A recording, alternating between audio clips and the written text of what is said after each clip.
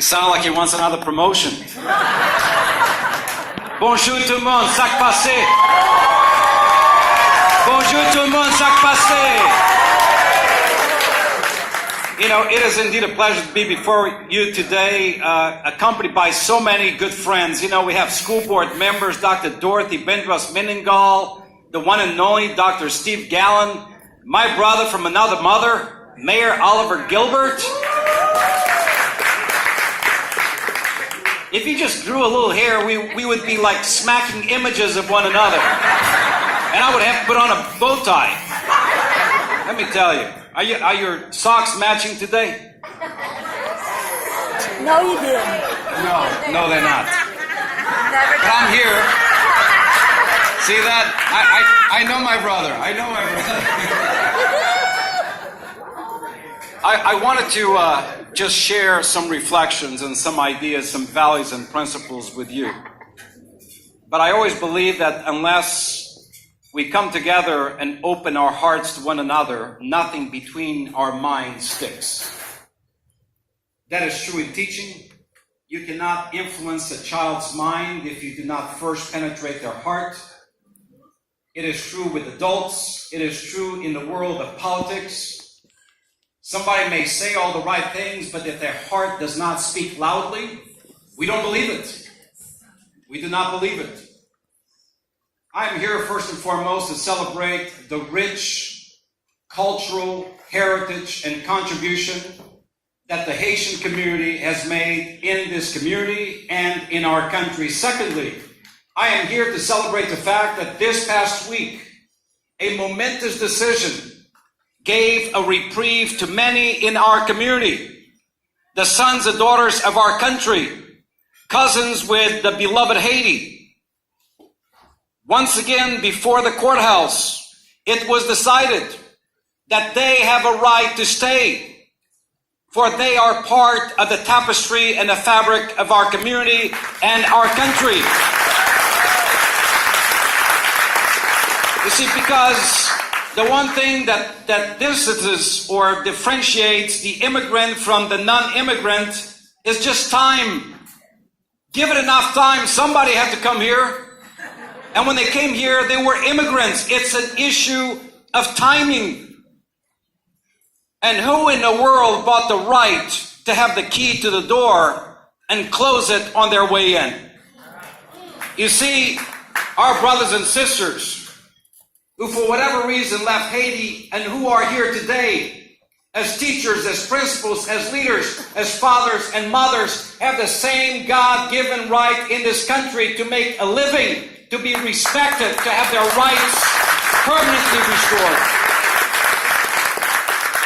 So I can tell you one thing, and I can say this confidently, for one of our board members actually brought an item that absolutely married all we believed in into policy and advocacy to guarantee to all of our kids and their parents the right to live peacefully without harassment in this country.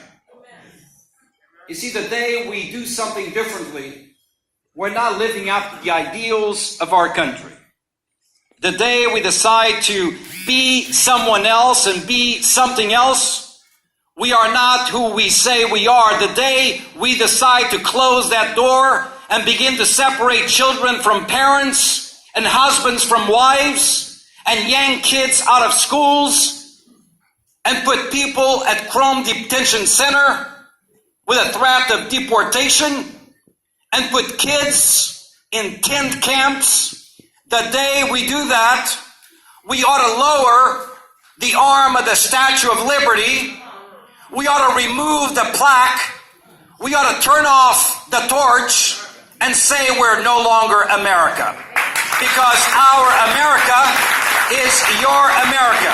And our collective America stands for something bigger and stronger and bolder and more honest and more transparent. It does not belong to just some, it belongs to everyone. So much like my good friend Senator Oscar Brainen, I'm not here to tell you who to vote for. I could, but I'm not here. I can't. If I could, I would, but I can't. But I can tell you that this is the time to wake up, to stand up, to show up, to speak up, and then drag your behind to the ballot box and do the right thing. This is not the time for us to go back into the dark shadow of some distant corner where we can be ignored and picked on. Not the time. It is the time also for us to finally, because somebody else did not do their homework, for us to do right by our teachers. Overworked, underappreciated, and underpaid. And one more accountability requirement. Now is the time. And I'll tell you, 362, one more time, I cannot tell you how to vote. But if you care about kids, if you love kids, if you understand the importance of kids, if you care about the quality of teachers who inspire them every single day, if you care about their safety and their security, then we cannot say that we love them, but we don't want to love them so much. Because loving them is loving them all the way.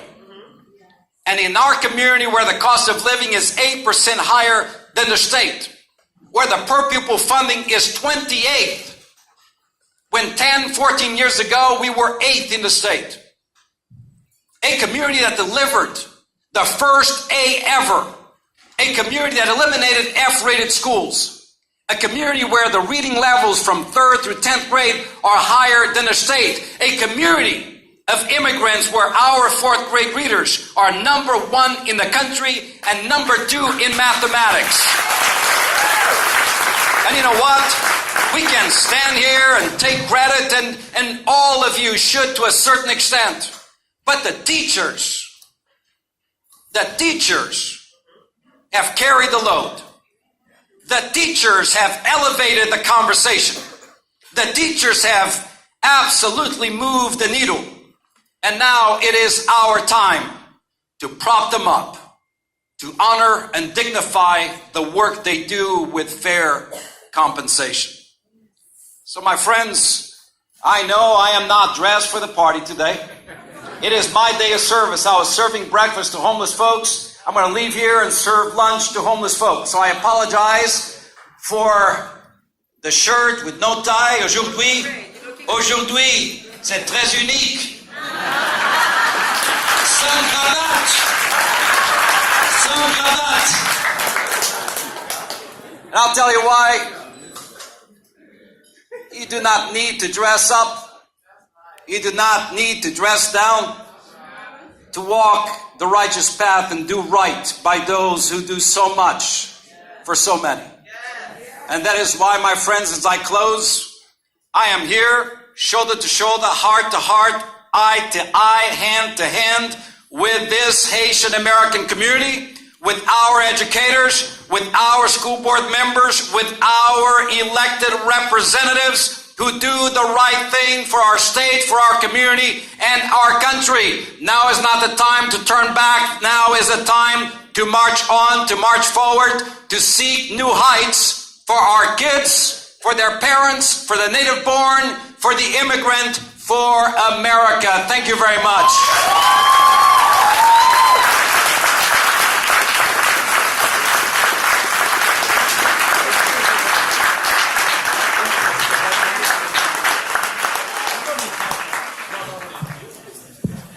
All right.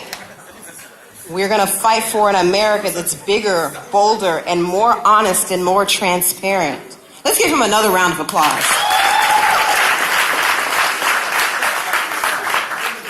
And momentarily, we're going to move into our words presentation, but I'm going to wait for the Duchess and sneak in the picture.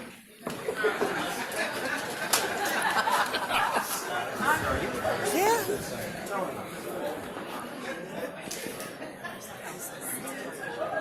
Come on, Carl. Come on. You're pretty. Come on.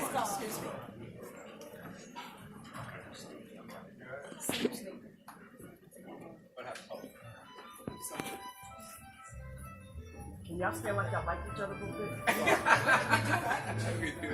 I'm sorry? I did his job.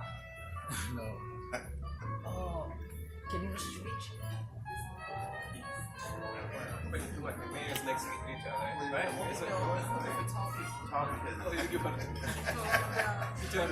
It's a short. You see I'm short? No, he wasn't saying that. Don't do it. Don't do it. No. Okay.